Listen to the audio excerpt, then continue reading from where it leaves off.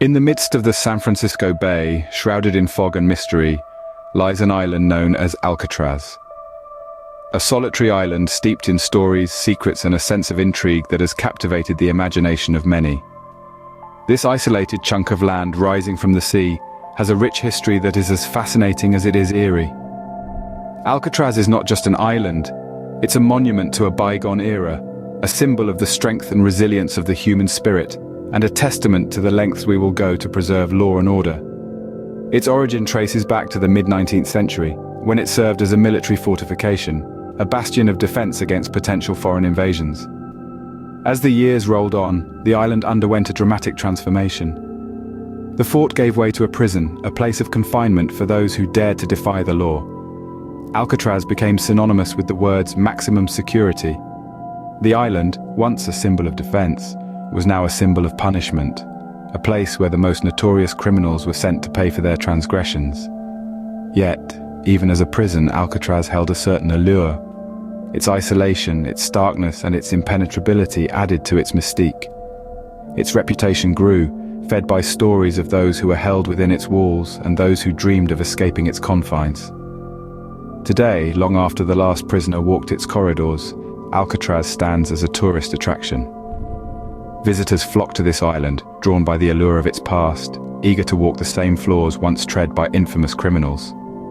It is a place of paradox, a place of despair and hope, of confinement and freedom, of history and modernity. Alcatraz, a name that sends chills down the spine, has been the setting for countless stories of despair, defiance, and dreams of freedom. And as we delve deeper into its history, we will unravel the true essence of this island of infamy, revealing the stories that have shaped its legacy. Before it became the infamous prison, Alcatraz served as a key military fortification. The rocky island we now know as Alcatraz was first identified for its strategic position in the mid-19th century. It was during the 1850s, in fact, that Alcatraz began its life as a military fort, a time when the United States was on the brink of a civil war. The island's isolated location in the chilly waters of San Francisco Bay made it an ideal spot for a military stronghold. Its steep cliffs and rough terrain made it a natural fortress, a hard-to-reach citadel that would provide a formidable defense against any potential enemy forces. The onset of the Civil War in the early 1860s saw Alcatraz play a crucial role as a safeguard for the bay. The fort, armed with over 100 cannons, stood guard, ready to protect San Francisco from Confederate attacks that, as it turned out, never came. Yet, the island's military significance wasn't just about cannons and fortifications. It was during this time that Alcatraz saw the construction of the first lighthouse on the west coast. Completed in 1854, this lighthouse served as a beacon for ships navigating the treacherous waters of the bay, guiding them safely to the shores of San Francisco. It was a symbol of guidance amidst uncertainty, a light in the dark that mirrored the island's role during the Civil War. As the years rolled on, however, the military importance of Alcatraz began to fade. The cannons that once bristled along its edges were becoming obsolete, and the fort itself was seen as less vital in a post-Civil War America. The island, once a symbol of military might, was in need of a new purpose, a new identity. And so, as the 19th century drew to a close, the winds of change began to blow over Alcatraz. The once formidable military fort was on the cusp of a dramatic transformation, one that would forever etch its name into the annals of history. As the military importance of Alcatraz waned, a new purpose for the island began to emerge. In the 1930s, Alcatraz underwent a transformation that would seal its place in history. With the roaring 20s behind them, America was plunging into the Great Depression. Amidst these tumultuous times, Alcatraz Island was being repurposed. In 1934, it was established as a federal prison, a maximum security fortress designed to house the worst of the worst. Alcatraz was not just a prison, it was a symbol, a stark warning to those who dared to step outside the law. Its isolated location, surrounded by the freezing, shark-infested waters of the San Francisco Bay, was a natural deterrent. Escape was almost impossible, and those who tried faced the grim reality of the treacherous waters. Life inside Alcatraz was harsh. The cells were small, the rules strict, and the punishments severe. Inmates lived under a regime of silence, only speaking when spoken to by guards. They worked hard labor during the day, and at night they were locked in their cells, the eerie silence only broken by the distant sounds of the city they were cut off from. Amid the hundreds of inmates who passed through its gates, some names stand out. Al Capone, notorious gangster and mob boss, was one of the first high-profile inmates. He arrived in Alcatraz in 1934, his reputation preceding him, but Alcatraz was unfazed by his infamy. Here, Capone was just another prisoner. Then there was Robert Stroud, the Birdman of Alcatraz. Despite his nickname, Stroud was not allowed to keep birds on the island. His fame came from his years of bird studies in previous prisons. His story, like many others on Alcatraz, was a mix of infamy and ingenuity.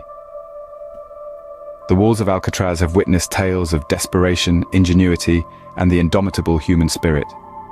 From its establishment as a federal prison to its eventual closure, Alcatraz has been an attestation to the lengths humans will go to contain and to break free from the constraints of society. In its 29 years as a federal prison, Alcatraz was believed to be escape-proof. However, in 1962, 3 inmates challenged this belief.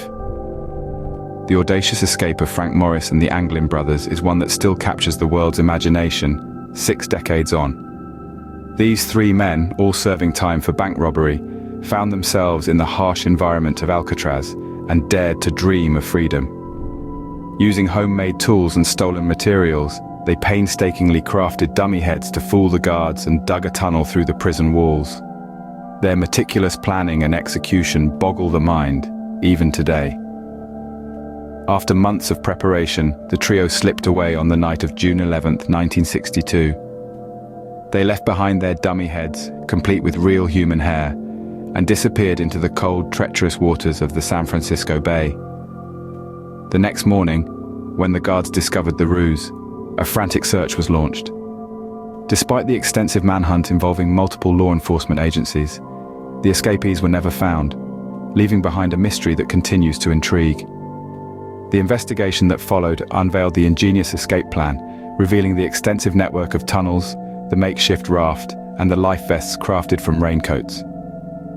The audacity, creativity, and resilience of the inmates were both alarming and awe-inspiring. The official report declared the men drowned, unable to survive the perilous waters. However, no bodies were ever found, leading to countless theories and speculations. The impact of this daring escape was monumental. It brought into question the invincibility of Alcatraz, the supposed fortress of a prison. The event sparked debates, leading to a comprehensive review of the prison's security measures. It also fueled the growing concerns about the cost of maintaining such a high-security facility on an isolated island. The daring escape of 1962 shook the foundations of Alcatraz and marked the beginning of the end for the prison. The legend of the Great Escape from Alcatraz is an exemplification to human ingenuity and the relentless pursuit of freedom, a story that will forever be etched in the annals of prison history. By the mid-1960s, the cost of maintaining Alcatraz as a prison became unsustainable. Alcatraz, once a formidable fortress of solitude, began to show signs of its age. The harsh marine environment had taken its toll on the buildings and infrastructure. The salt air, the relentless waves, and the passage of time had eaten into the concrete and corroded the steel. The cost to repair and maintain the prison was astronomical, and it was becoming increasingly difficult to justify the expenditure. In 1963, the doors of Alcatraz prison closed for good. The notorious inmates were transferred to other facilities, and the island was abandoned. For a time, Alcatraz was left to the mercy of the elements, a silent sentinel in the bay. But the silence was not to last. In 1969, a group of Native American activists saw an opportunity in the deserted island. They claimed Alcatraz as Indian land, citing an old treaty that allowed Native Americans to reclaim unused federal territory. For nearly 2 years, they occupied the island, demanding that it be turned into a cultural center and a university for Native American studies. The occupation ended in 1971, but it had made its mark. It brought attention to the plight of Native Americans and became a symbol of resistance and self-determination. In the years that followed, Alcatraz underwent another transformation. It was designated as a national recreation area and open to the public. The crumbling buildings, the empty cells, the guard towers, they were all preserved, not as a place of punishment, but as a reminder of the past. Visitors began to flock to the island, drawn by its history and its infamy. Today, Alcatraz stands as a testament to a bygone era, a monument to the human spirit in the face of adversity. It is a place where stories of resilience and rebellion are etched into the concrete and steel, where the echoes of the past still resonate. From a military fortress, to a prison, to a symbol of resistance, and finally, to a national park, Alcatraz has indeed seen the end of an era. The secrets of Alcatraz continue to fascinate and intrigue us.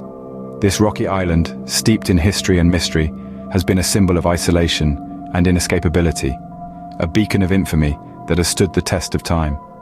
We journeyed through the military era, where the island was a fortress and a strategic asset, a testimonial to America's military might. Its imposing structure, initially conceived to protect, became a symbol of confinement as it transitioned into the prison era. The prison era, a time when Alcatraz housed some of the most notorious criminals in American history. Names like Al Capone and Robert Stroud, the Birdman of Alcatraz, became synonymous with the island. The harsh realities of life in Alcatraz, the isolation and the harsh rules, have been etched into our collective consciousness. We delved into the incredible story of the Great Escape, a daring and ingenious plan that challenged the idea of Alcatraz as the inescapable prison. The audacious escape of Frank Morris and the Anglin brothers remains one of the greatest unsolved mysteries of the 20th century. It's a tale that's been immortalized in popular culture, fueling the myth and the mystique of Alcatraz. Finally, we looked at the end of an era when Alcatraz closed its doors as a prison. The island that once held the most dangerous men in America now stands silent and empty, a stark reminder of its turbulent past. But even in its silence, Alcatraz speaks volumes. Its stories have permeated popular culture, from films to literature, from music to video games. The allure of Alcatraz, its myths and its mysteries, continues to captivate us. Alcatraz, the island of infamy, continues to intrigue us, its stories echoing in the silent halls and empty cells, waiting to be discovered.